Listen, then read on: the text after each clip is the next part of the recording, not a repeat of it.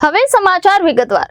હિંમતનગરમાં 2 દિવસ અગાઉ મોડી રાત્રે યુવકનો મૃતદેહ મળ્યો હતો। જો કે પોલીસે તપાસ હાથ ધરતા યુવક સાબર ડેરી નજીક વાદી પરિવારનો હોવાનું ખુલ્યું હતું। સાથે પોલીસે ઝીણવટભરી તપાસ હાથ ધરતા સમગ્ર મામલો હત્યાનો હોવાનું બહાર આવ્યું હતું।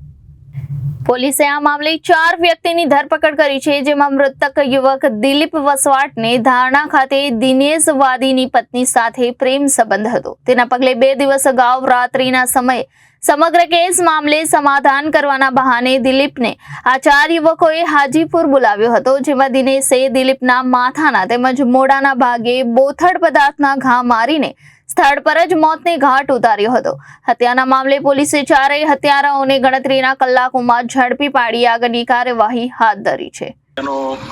જે મામલો છે એ સામે આવ્યો હતો, જેમાં મરણ જનાર દિલીપભાઈ સોનાભાઈ વાદી અને દિલીપભાઈ સોનાભાઈ વાદીને આરોપી દિનેશભાઈ મધરૂપ વાદીની પત્ની સાથે આડા સંબંધો હતા, જેની દાજ રાખી અને 4 આરોપીઓ ભેગા થઈ એને એક દુકાન પર બોલાવે છે જમવા માટે અને તેની સાથે માથાકૂટ થાય છે અને આ 4 ભેગા થઈ અને એનો ત્યાં રિપોર્ટર હિતેન્દ્ર સિંહ રાઠોડ, જનાદેશ ન્યૂઝ, અરવલ્લી।